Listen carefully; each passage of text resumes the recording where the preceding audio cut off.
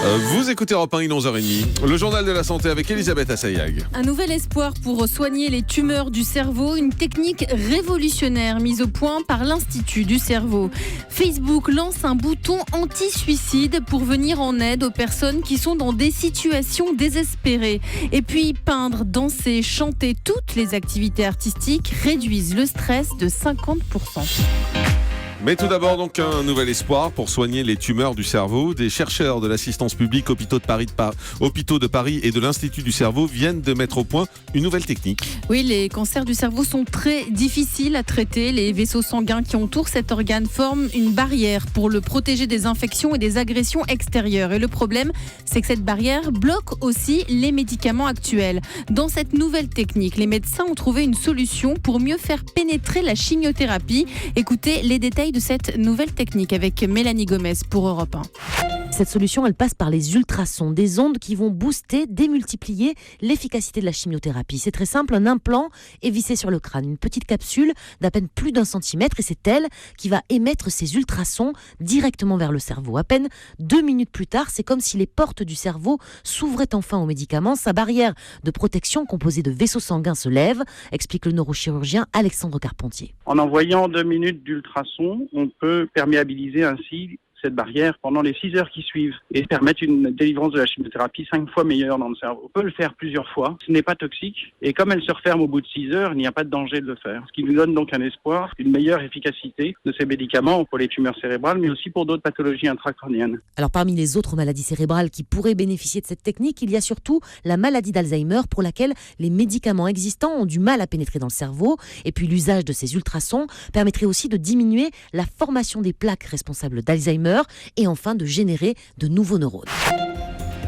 Et on continue donc avec Facebook qui lance un bouton d'alerte anti-suicide. Oui, c'est un système qui signale les publications alarmantes. Les utilisateurs qui broient du noir recevront alors un message qui leur proposera de l'aide. Jusqu'ici, cette fonction n'était disponible qu'aux utilisateurs des États-Unis et des pays anglo-saxons. Ce bouton d'alerte permettra prochainement à chaque abonné Facebook de signaler au réseau la publication d'un ami qu'il considère inquiétante en termes de risque de suicide ou d'automutilation.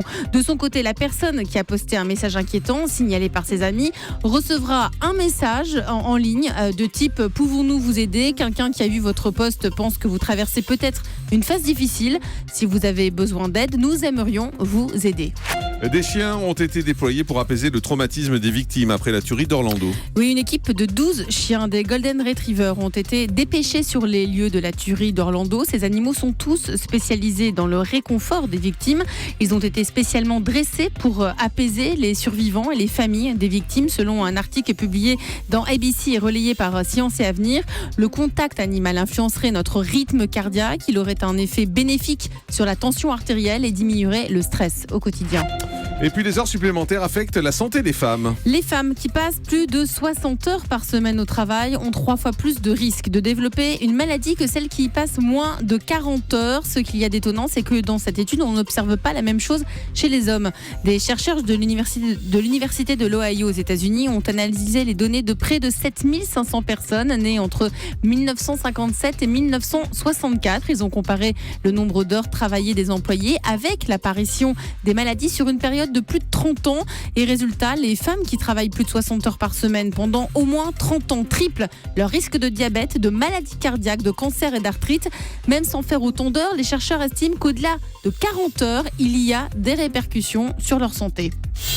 Le chiffre du jour. 50%, l'art-thérapie réduit le stress de 50% d'après une étude menée par l'université de Drexel aux États-Unis. Le principe de l'art-thérapie, c'est de se servir de la création artistique comme le théâtre, le modelage, la danse, les marionnettes même, pour pénétrer des problèmes inconscients de l'individu. L'art-thérapie réduit significativement les hormones liées au stress. Dans plus de la moitié des cas, l'art fait baisser la concentration de cortisone, c'est l'hormone du stress, dans le sang et donc entraîne un état psychique plus détendu. Merci beaucoup Elisabeth Assayag.